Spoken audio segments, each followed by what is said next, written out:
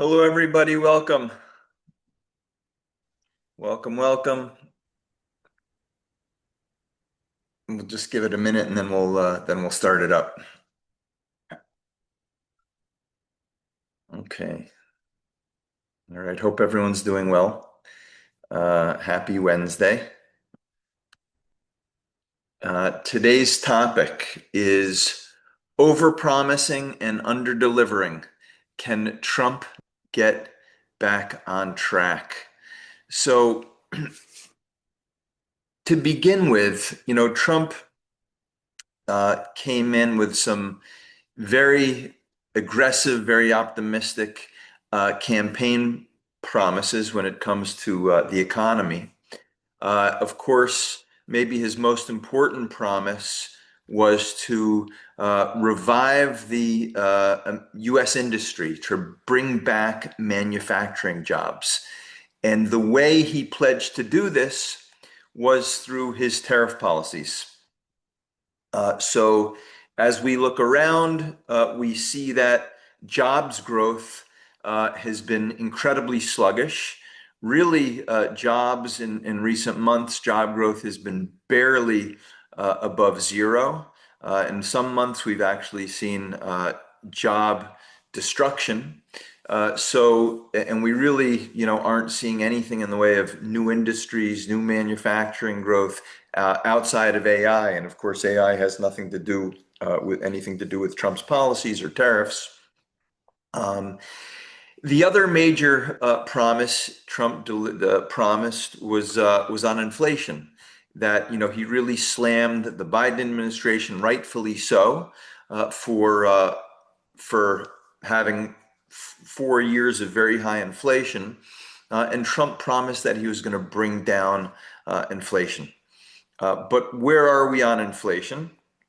Well, we got the latest inflation readings today for the month of July.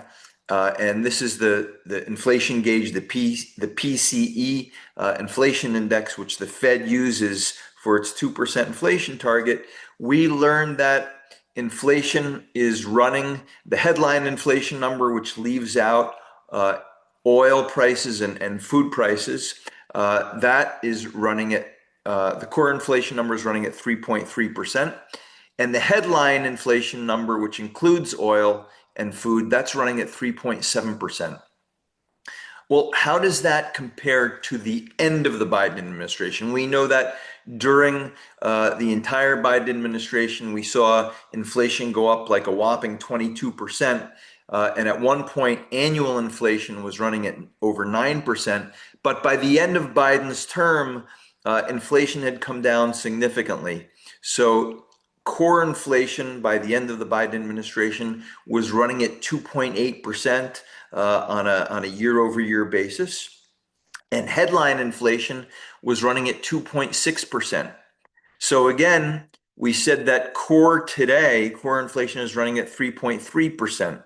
So that is 0.5% higher than where core inflation was running at the end of the Biden administration. And headline inflation is at the end of the Biden administration was running at 2.6%. And we said that headline is now running at 3.7%. So headline inflation is now 0.9% higher than it was at the end of the Biden administration. And why is that?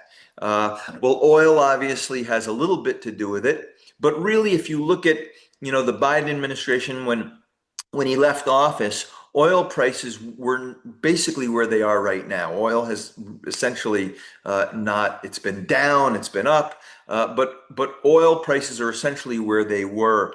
Where they are now is where they were towards the end of the Biden administration. So really, the story is all about tariffs. Trump's tariffs have been inflationary.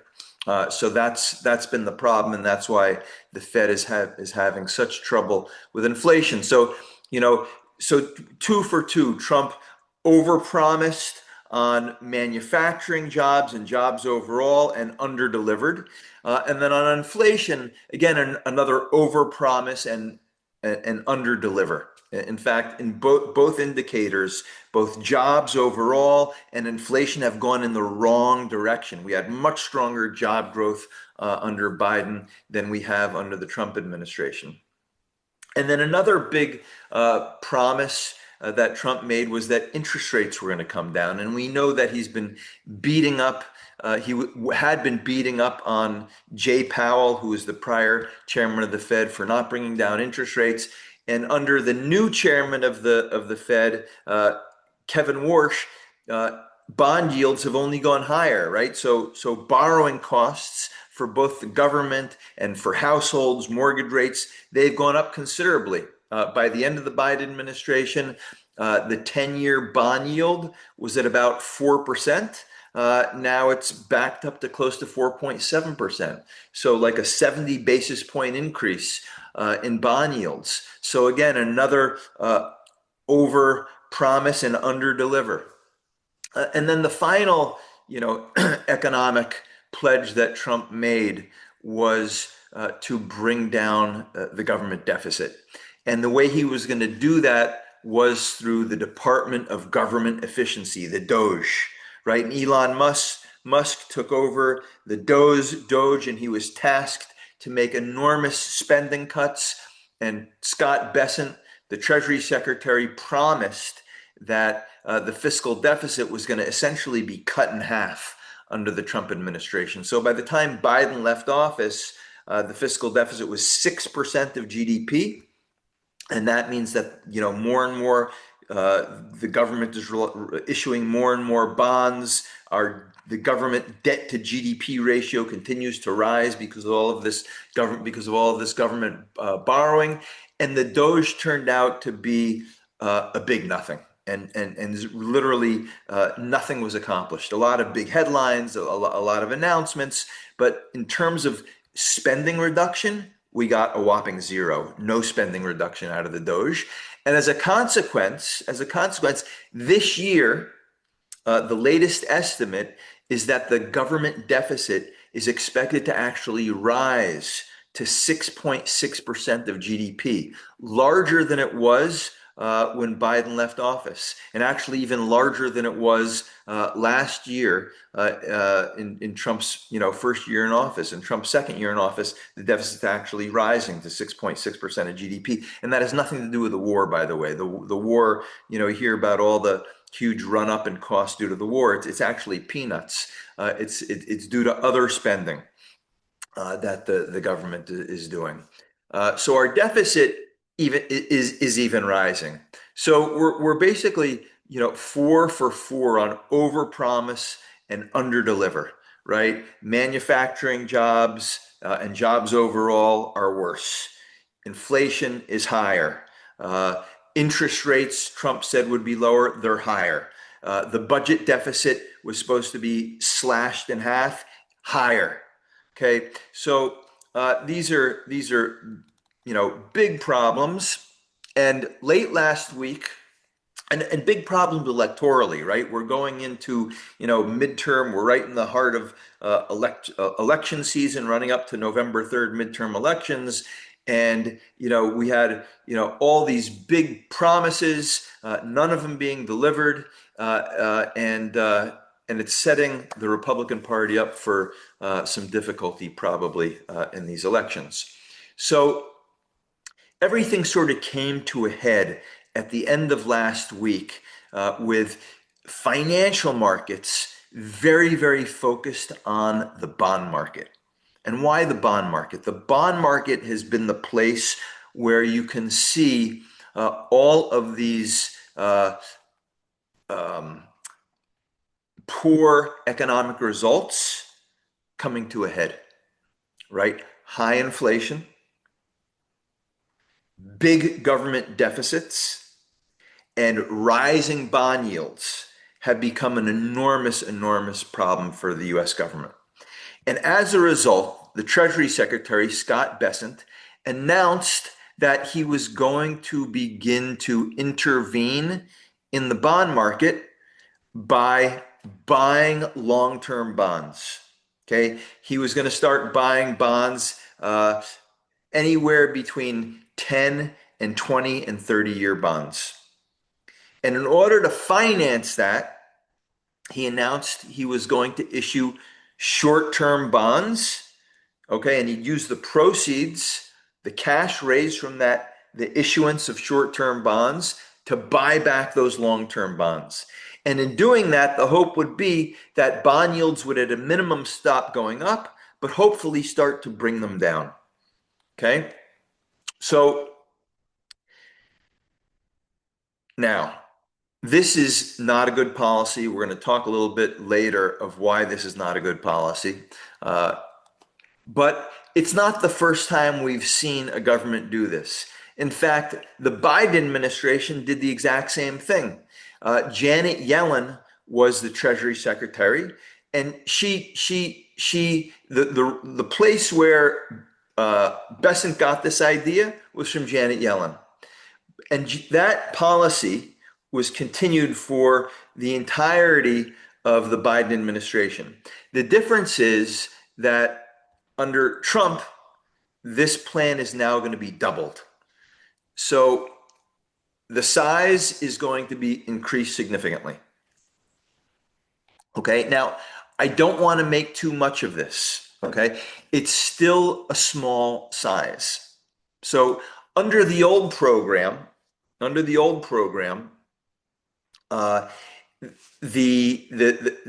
size was the total magnitude amounted to about a $16 billion buying program.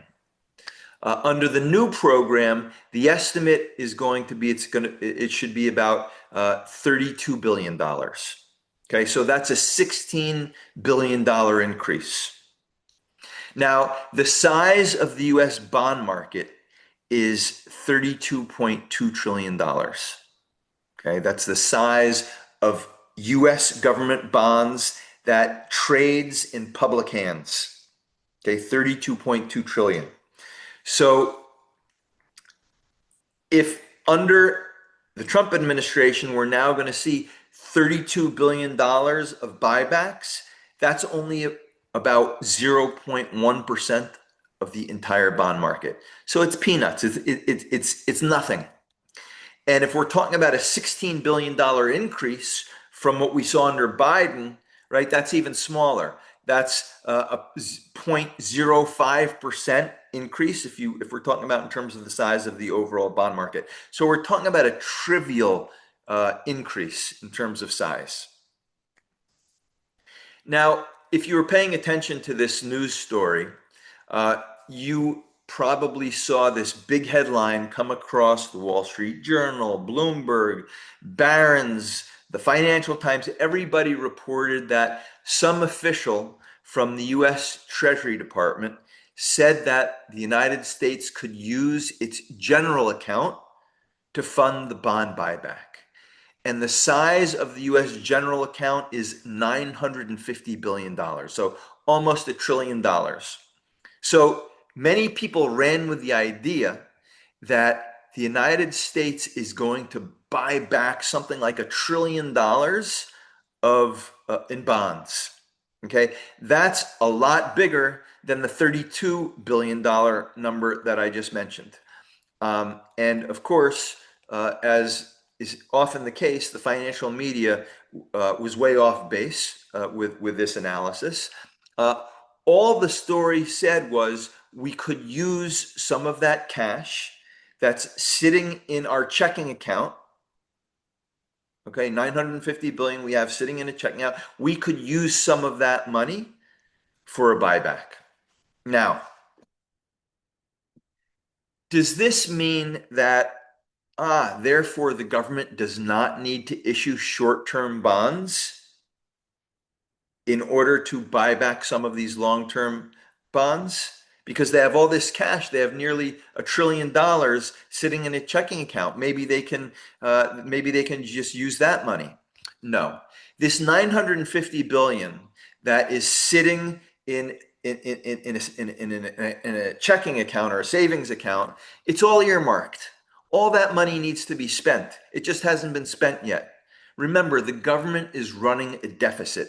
Every single year we are running a massive, massive deficit of several trillion dollars. So the fact that there's 950 billion sitting right there in cash is meaningless. You know, that money is going to be spent. It just hasn't been spent yet, but it will be spent.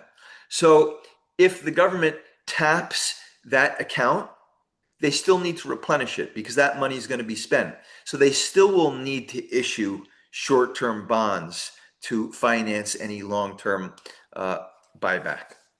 Now, let's talk about why this is a bad policy and why so many people in the investment world, so many economists have given it a giant thumbs down.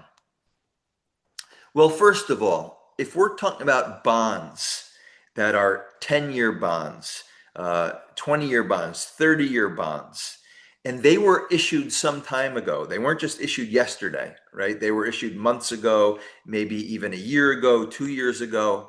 These are bonds that were issued at lower yields with lower interest rates, okay?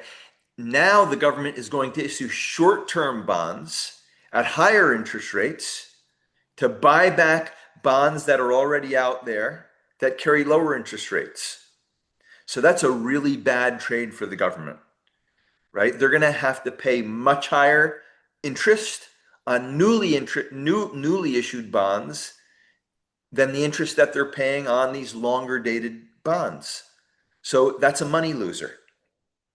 Bad policy. Now, again, we're not talking about massive sums of money, right?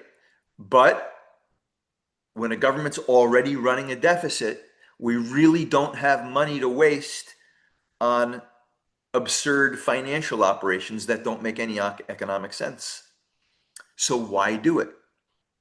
Well, the reason they're doing it is because no doubt Trump has been complaining on a regular, consistent basis to Scott Bessent. I'm not happy about these rising bond yields. I'm not happy about these mortgage rates that keep edging up, and it's making people's home purchases more and more expensive. Do something about it. So Scott Bessent reacted, and he reacted by going down the path of yet another poor economic policy. Scott Bessent knows better, but he wants to please the president, and he's really willing to do whatever the president wants in order to stay in his job, in order to have some influence. But this is a bad policy. Now, Scott Bessent surely also knew that tariffs would be inflationary, and that ultimately the inflationary consequences of those tariffs would probably result ultimately in the problem that we have today, which is higher inflation and higher bond yields. Okay, but Bessent doesn't seem to have the inner strength and the courage to stand up to the president and tell him, Mr. President, this is yet another policy mistake. We shouldn't do this. It's only going to increase costs to the government, and at the margin make our deficits a bit larger, right? That's what he should be doing, but he's not doing. Now, there's an additional problem. There's an additional problem, which Scott Bessent's former boss wrote about. Stan Druckenmiller, who is probably the most successful hedge fund manager, certainly in modern times, perhaps of all times. There was a point in Bessent's career where he worked under Stan Druckenmiller. And he attributes Stan Druckenmiller to being his great mentor as an investor. So he has enormous respect for Stan Druckenmiller. The two of them apparently had a very good relationship. Stan Druckenmiller wrote an opinion piece in the Wall Street Journal a couple of days ago, absolutely slamming this idea of the bond buyback. And his criticism wasn't related to the cost that I just discussed. I think that was an oversight by Druckenmiller. He should have included that. But he focused on a couple of other points. His first point was that the bond market provides critical information. And and most of all, the most important information it provides is to policymakers. When those bond yields are rising, it lets policymakers know, hey, we got a problem. We are running policy that is leading to excessively large fiscal deficits. There's too much debt out there, and you better do something about it. And if the US government is taking steps to suppress those bond yields and prevent them from providing the proper and accurate signals to government officials, it's going to lead to even worse policy, right? Because the only way that politicians are going to wake up is if those bond yields stare them in the face and say, hey, look, red flashing light, we got a problem. You got to start cutting spending. But if Besant somehow successfully manipulates those yields, then that information will be hidden. And politicians will continue to run reckless government spending policies. So that's the first mistake he mentions. But then the second mistake, he says, look, but probably we're not even going to get to that point, because the market is going to give a massive thumbs down to this policy, and they're just going to drive bond yields right back up, right? Investors are going to start shorting U.S. Treasury bonds. When you short Treasury bonds, the price of the bonds go down, and that drives bond yields higher, right? That's just bond math. The price of a bond and bond yields move inversely. And then the government's credibility, Scott Bessent's credibility, will be destroyed. It will be yet another failed economic policy. And then the market will lose complete confidence in the economic policies of the Trump administration. And that is a very bad place to be. So those were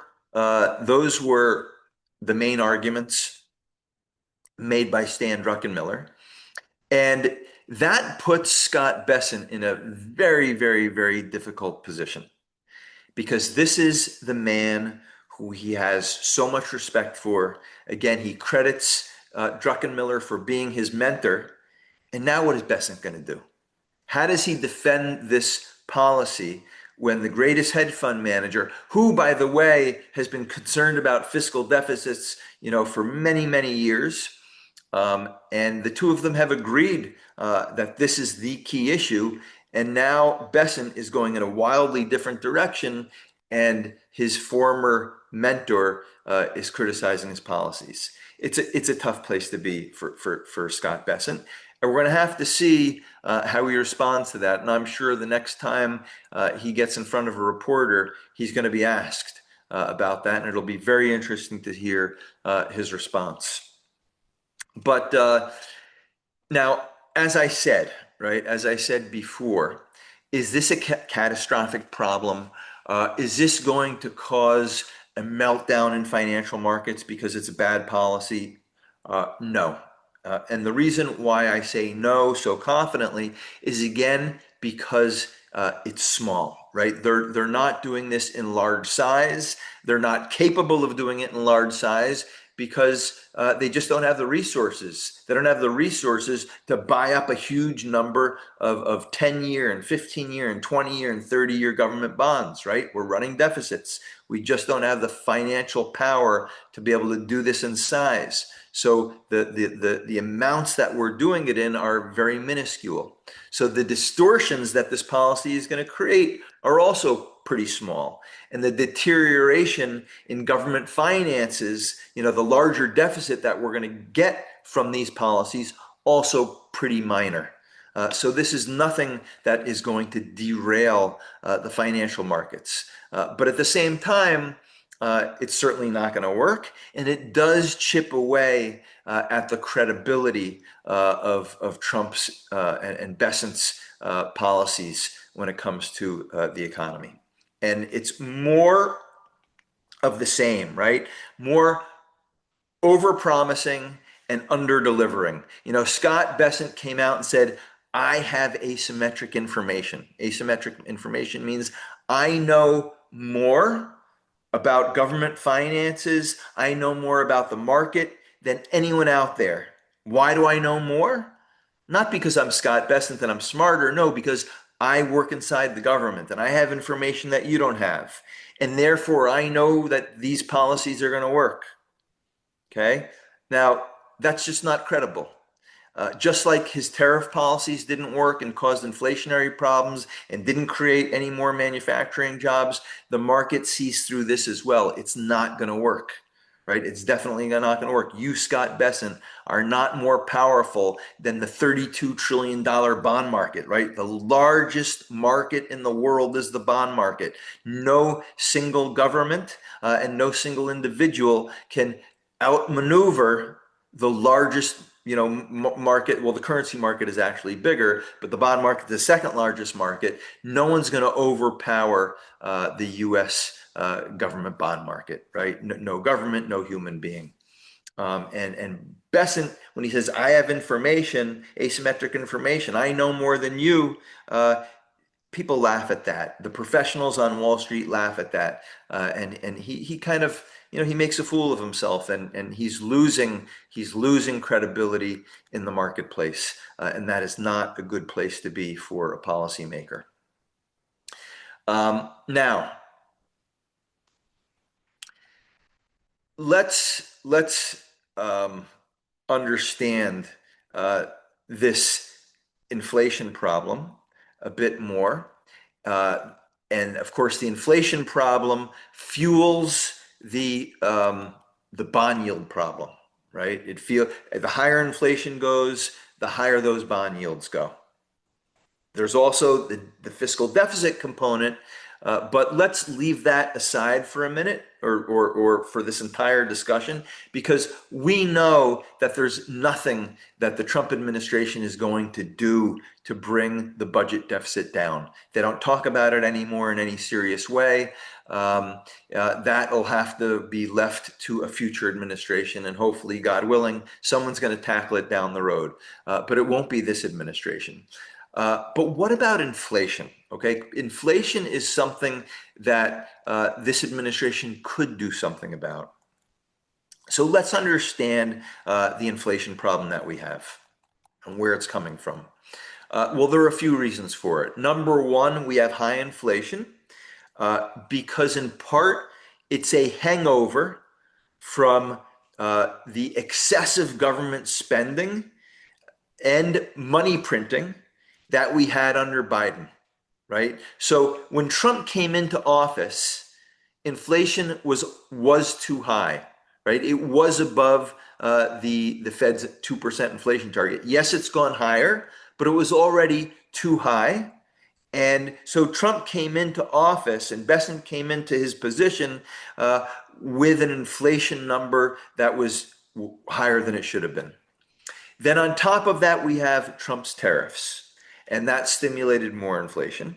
And then, of course, we had the war, which drove up oil prices. Now, I mentioned that oil prices are really not higher than where they were at the end of the Biden administration, but they had come down a lot under Trump. Oil prices had come down. In fact, like WTI, which is now into the mid 80s, had come down to 65.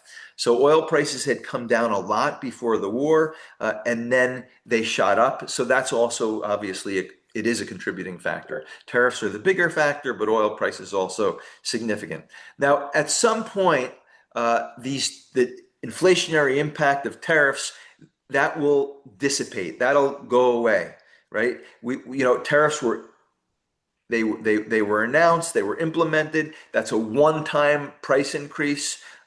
We aren't going to see continued price increases from tariffs. Okay, so at some point that'll roll over, and we won't have to worry about inflationary effects from tariffs. So that really leaves oil prices. Oil prices are a really important driver of inflation now. The other topic, which obviously is not contributing to higher inflation, but is contributing to higher bond yields, we said is government budget deficits. But we're not going to discuss that in great depth because Trump is not going to do a lot about cutting spending.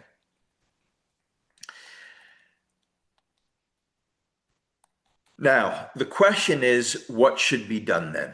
What should be done? Well, Trump mentioned he wanted stronger GDP growth, right? And the way he was going to get stronger GDP growth was through these tariffs that would create more jobs. More jobs creates more consumption. More consumption creates more demand for goods and services, and that would drive the economy. Okay, that didn't happen. But what has happened, probably to everyone in the Trump administration's pleasant surprise, AI has been surprising on the upside. And the more AI gets adopted by corporate America, the faster our economy will grow. Okay. So this may not have much to do with Trump policies, but it is a way out for the United States, and to help bring that budget deficit down. So let's walk through the AI story a little bit and understand how that can help deliver faster GDP growth and bring budget deficits lower. So, as I mentioned, uh, more AI, the more corporate America adopts AI, that means that corporate earnings will be stronger. When corporate earnings are stronger, they're actually able to pay higher wages to people. People's stock portfolios do better. That makes people wealthier. And then people spend more, right? People spend more. That drives incomes up even higher. And as a result of that process, as incomes go up, business incomes go up, household incomes go up, that means tax collection goes up, right? The more people make, the more businesses make, government collects more taxes. And that leads to smaller deficits. And smaller deficits means that the government needs to sell fewer bonds into the market, and our debt to GDP ratio will therefore decline. Okay.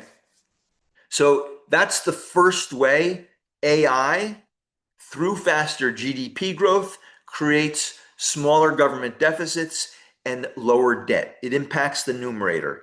Debt goes down. But there's a second way also that it positively impacts our debt to GDP ratio. When I say positively, I mean it brings down our debt to GDP ratio.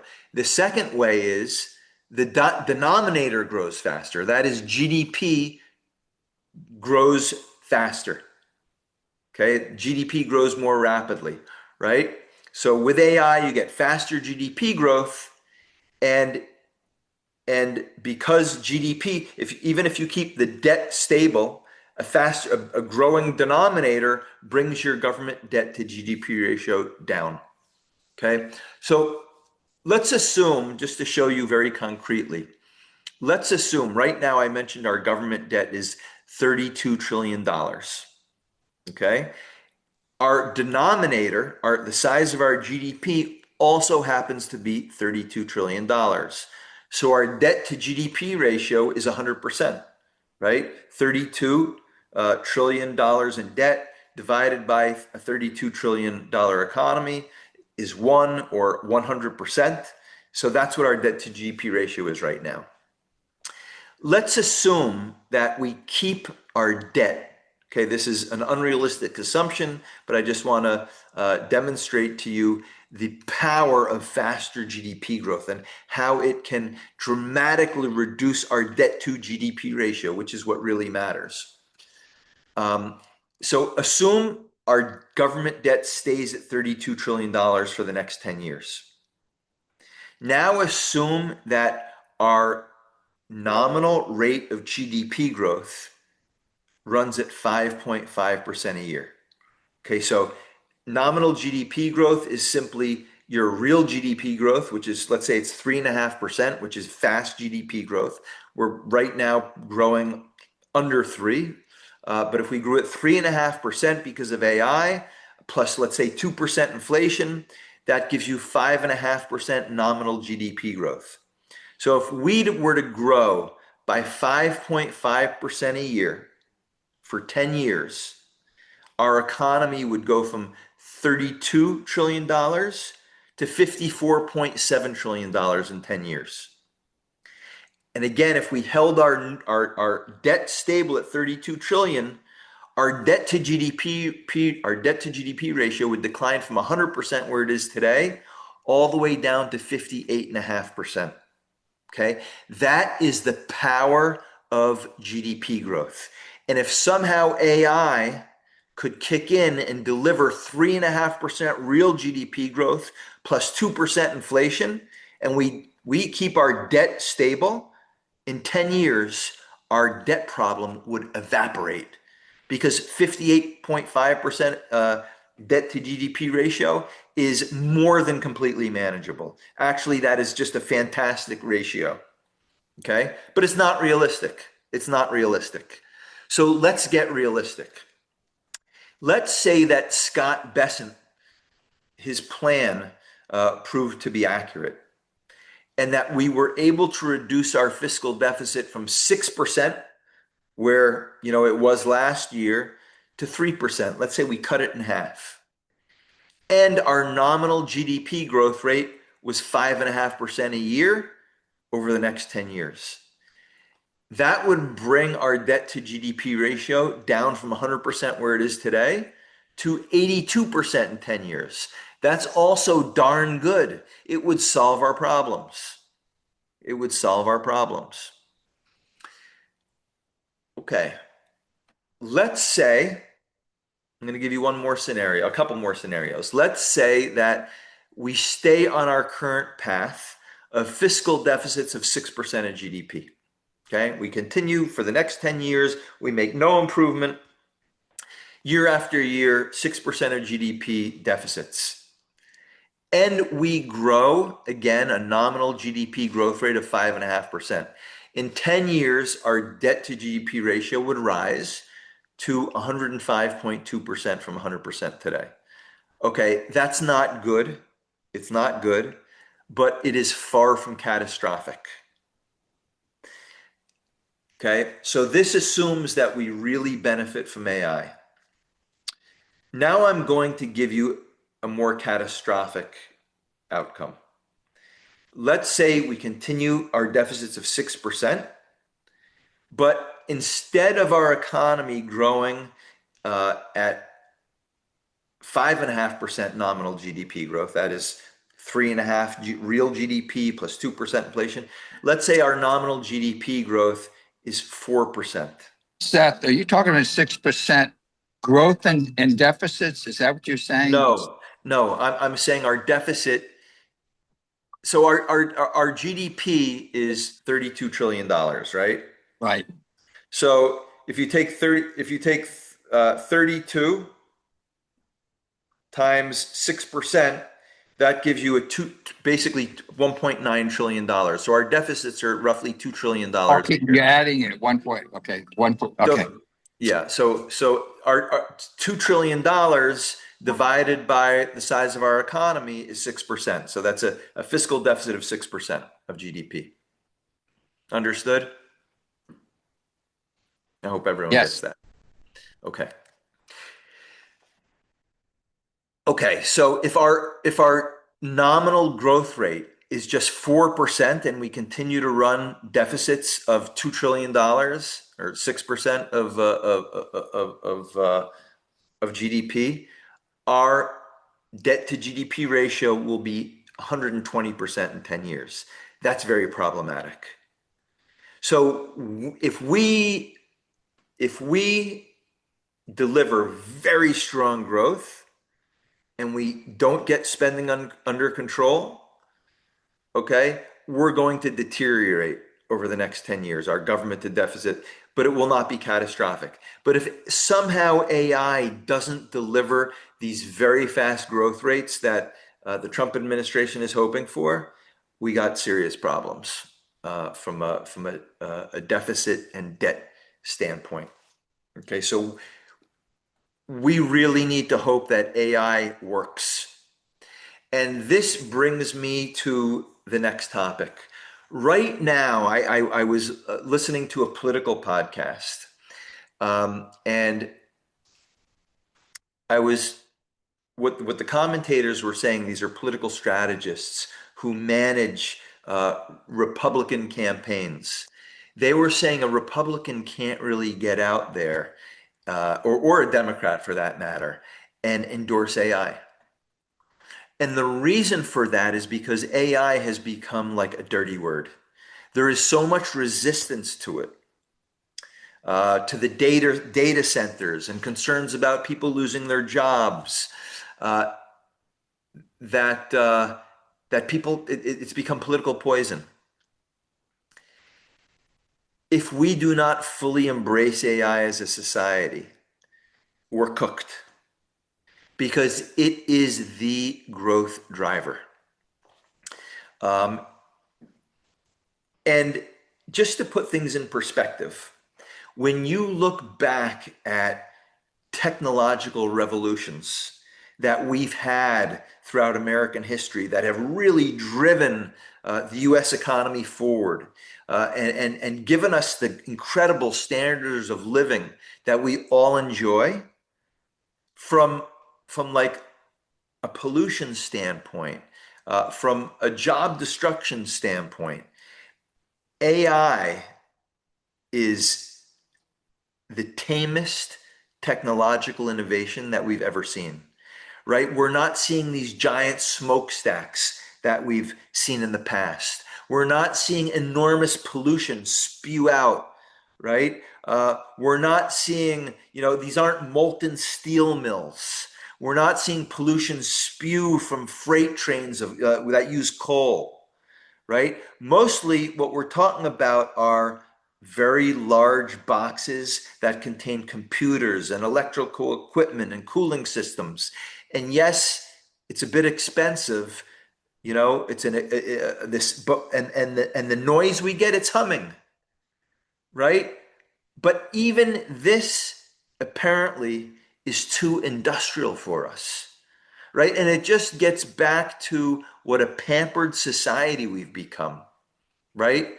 And I've talked about this when it comes to the war against Iran. Like, we're become a population that is so unwilling to sacrifice, and now it's even hitting the way we view AI, which is really the thing that is saving this economy, and it's really the only chance to save us from a serious debt crisis down the road. It's AI. And yet, even here, it's become just toxic to talk about it.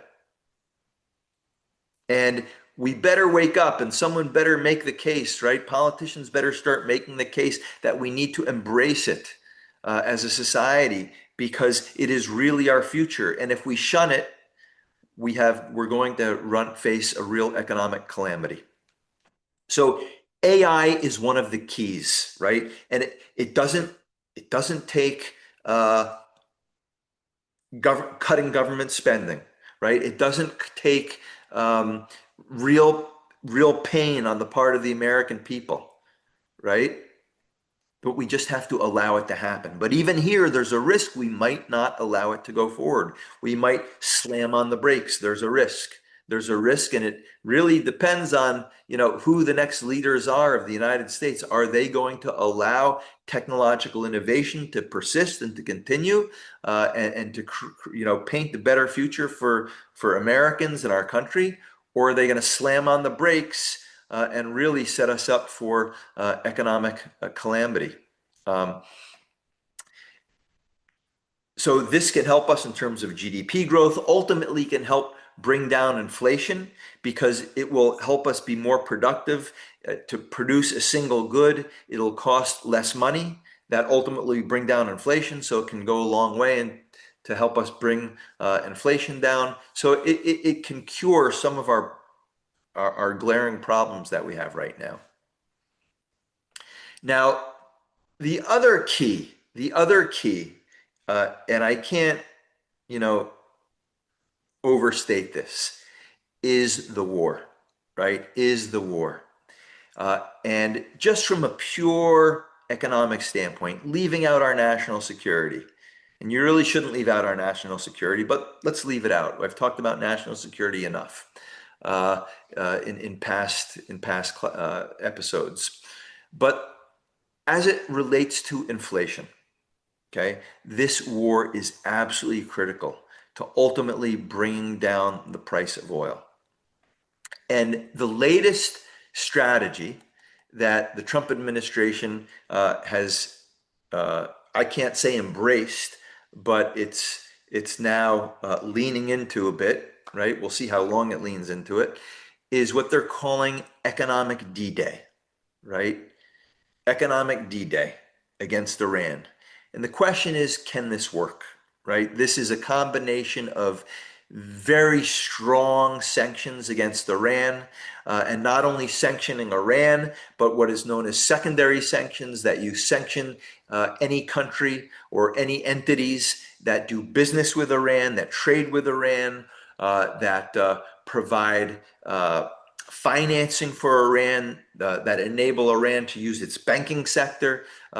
All of these other entities or countries will be sanctioned very hard according to this new policy that's being rolled out by the Trump administration.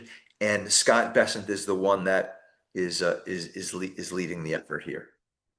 Now, will it work? Right? Will it work? So let's assume that Trump has sticks to it, because so far Trump hasn't stuck to very much. Let's assume for the moment that he really sticks to it. He sees it through. He doesn't back off, no matter the economic consequences for the United States. He sticks to it. So in a perfect world, would it work? That's question number one. And number two, we don't live in a perfect world. So in the real world, will it work? Well, let's first take on the point in a perfect world. In a perfect world. Well, in a perfect world, uh, everyone would comply, right? All the countries that we want to sanction. There's Qatar, there's the United Arab Emirates, there's Saudi Arabia, there's the entire Middle East. Of course, there's China, right? The elephant in the room. Let's say they all comply and they all stop trade. They all end all financing for Iran. They just comply. Would it work? Well, it's a question. We sort of have a test case for that, which was the Soviet Union. The Soviet Union didn't really trade with the democratic world, with the Western world. They only traded with other communist countries. And other communist countries all had failing economies, so it wasn't tremendously beneficial for them to just trade with one another. And it did work. Ultimately, it worked. But it took 20 or 30 years for it to finally work, right? It took 20 or 30 years. Now, ultimately, 20 to 30 years is a bit of an exaggeration, because it really wasn't until Ronald Reagan took office that, in 1980, that Reagan really stepped it up and did his best efforts to isolate the Soviet Union and the communist bloc, right? And he really tried to squeeze them as best he could. So under Reagan, let's say it wasn't really 20 to 30 years. Let's say, it really took a good 10 years, of tough economic policy. And after 10 years, there was a massive uprising in the Soviet Union and throughout the communist world, and these uprisings toppled the communist bloc, including the Soviet Union. But there's a key difference between the communist countries and Iran. And what's the key difference? The communist leadership, when they saw these massive uprisings begin, they didn't open up fire and slaughter their own citizens in cold blood. Okay, it's not that these regimes throughout their history didn't have gulags and concentration camps. They murdered people, in droves. And Stalin, one of the most ruthless communist leaders in all of history of the Soviet Union, he murdered millions and millions of his own people. But when it came towards the final months of communism, the leaders of the Soviet Union and the other communist countries did not order their soldiers to open up fire on the protesters. They didn't. So that's a key difference, because in Iran, we've seen what they do. They do open up fire. If you remember going back to January, in a 2-day period, they slaughtered somewhere between 30 and 70,000 protesters in the streets. They were even going to hospitals where those who were wounded were lying in their hospital beds, and IRGC soldiers would take a gun and put it to the patient's head and just blow their brains out. This is one of the most ruthless, brutal regimes we've ever seen in all of history. So that's a key difference. So in a perfect world where this naval blockade and the sanctions are airtight and they cripple the Iranian economy and then people rise up, would it work? Question mark. We don't know. And there's reasons to be skeptical. Now, I'll tell you, a lot of Iranian experts are very, very optimistic right now. I mean, people that I have tremendous respect for. This may be, since I'd say the early April, when they were increasingly convinced that Trump was going to go all the way and bury this regime, then they got, very depressed that Trump was going to negotiate and that he was letting Iran off the hook. This is the most optimistic I've seen them since early April. They really believe that these economic sanctions have a real possibility of working. Now, we don't live in a perfect world, right? We don't live in a perfect world, and we would be foolish to be confident that a lot of countries that have supported Iran until now, like we said, China, Russia, Iraq, Qatar, Pakistan, are they really going to oblige the U.S. and cooperate? Well, the U.S. is at least rhetorically, we're bringing out the bazookas, and we say, if you don't cooperate with us, we are going to hurt you very badly economically. The question is Trump really going to do it? Is he going to carry through? Are his threats credible? And because in the past he's made such big threats, there's real reason to question his credibility. Now,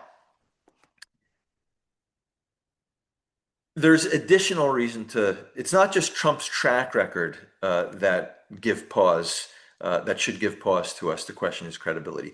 There's things that he's doing right now, this very minute, that should cause us to question the credibility of these policies. Most importantly is his relationship with Turkey.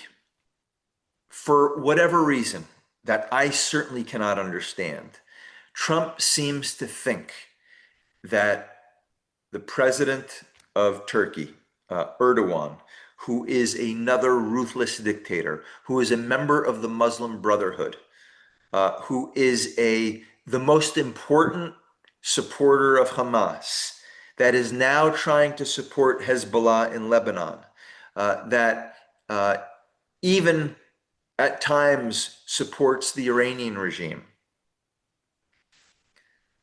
Why Trump thinks that Erdogan is his good buddy and a reliable partner is not only beyond me, but beyond any expert that studies this region in depth, right? It's impossible to understand. What is it with Erdogan that he has such a hold over Donald Trump? And Trump's ambassador to Turkey is a guy named Tom Barrack. Okay, Tom Barrack is become the most controversial diplomat in the Trump administration, and I'd say one of the most controversial diplomats, in modern history. I have never seen an ambassador contradict a president the way I've seen Tom Barrack contradict Trump in recent days. So the first thing he said that contradicts Trump is we should be negotiating right now with Iran. In fact, he even said we are negotiating with Iran. Trump explicitly said negotiations are off. There's nothing to talk about. We are going hard at them, right? This is D-Day. We're going to, even Scott Bessent, Trump's Treasury Secretary, said at the end of last week, we're going to collapse the Iranian regime. We're going to collapse the Iranian regime through these tough economic policies. And the US ambassador is saying we should be negotiating with them. That is a direct contradiction of President Trump. The other contradictory thing that he said of President Trump relates to Israel, where the Trump administration has, and this happened in the first Trump presidency, Trump officially recognized that Israel has official possession of the Golan Heights. That is basically a hilltop, a mountain that looks down over Syria. Back in history, Syria used to use the Golan Heights as a launching point to attack Israel. And Israel, in the 1967 war against the Arab world, took possession of the Golan Heights and took away that launching pad that Syria used to use to attack Israel. And for many years, the United States treated the Golan Heights as something that should be negotiated in the future. It was a territory that was viewed as, no man's land. No one should have possession of it until a peace agreement was worked out between Syria and Israel. Once a peace agreement was worked out, then, it would be determined who has possession over the Golan. But Trump came out and said, nope, the Golan Heights is absolutely essential for Israel's security. And the U.S. officially recognizes that the Golan Heights belongs to Israel. Well, just a couple days ago, Tom Barrack said it doesn't belong to Israel. And in fact, Israel has been very provocatory of late towards Syria, towards Turkey, towards Lebanon, right? Things that the Trump administration has never said and would never say. Now, the reason I bring this up again is because if Trump's policies towards Iran are going to be credible, you have to have people like Tom Barrack, who's not a nobody, right? The ambassador to Turkey is a key diplomat in the Middle East.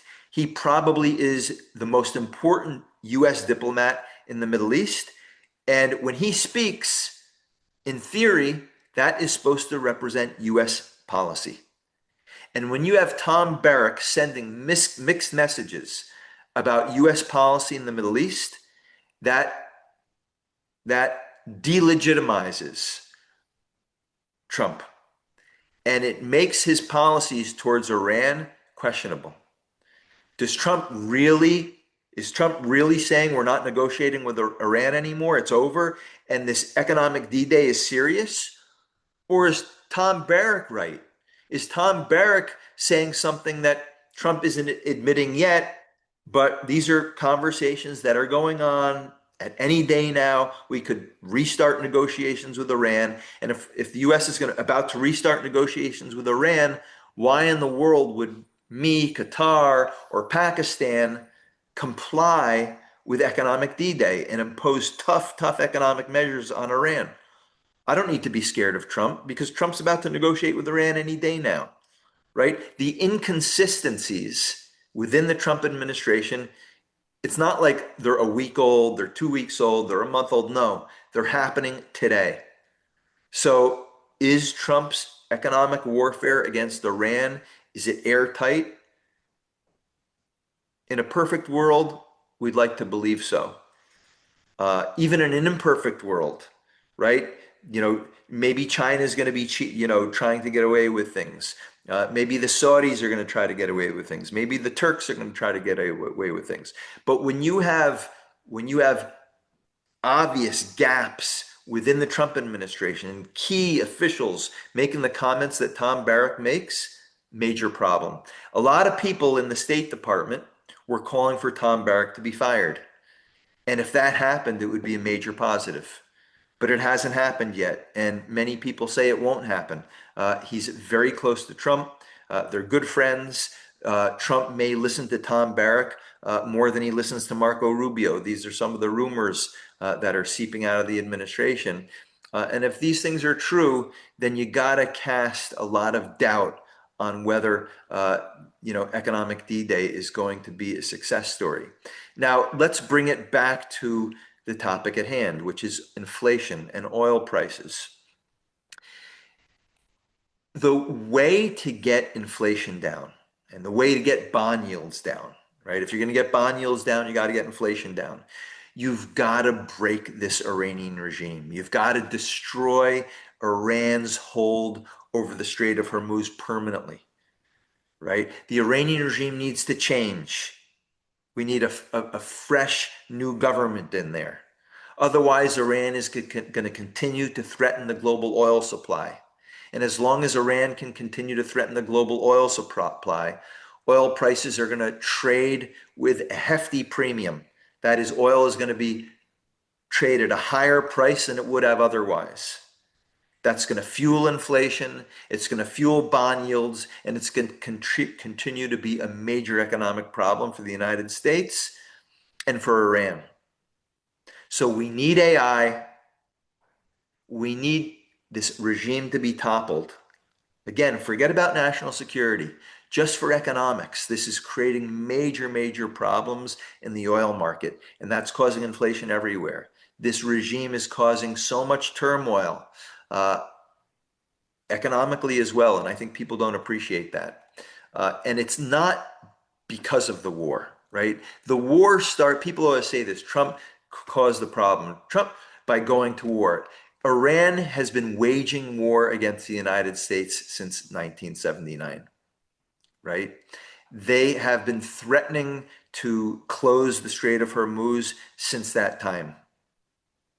And imagine Iran having a nuclear weapon, which would have happened. It absolutely 100% guaranteed would have happened, right?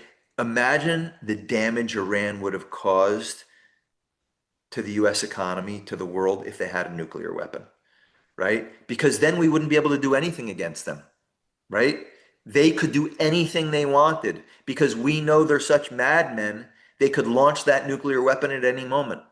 So they basically could close the Strait of Hormuz, they could threaten any country, they could threaten the global oil supply, and there's nothing we would do. We had no choice but to strike. So people who make the argument, it was such a waste to start this war, they have no ability to think just this much outside the box. Imagine Iran with a nuke, and it was happening. They were on a path very, very quickly. So anyway, bottom line here, we need AI. We need this economic squeeze to continue. And ultimately, we need to take it to the next level and rid the world of this horrendous regime that is not only a national security threat, but also creating economic chaos for the US and for the world. All right. Questions, comments?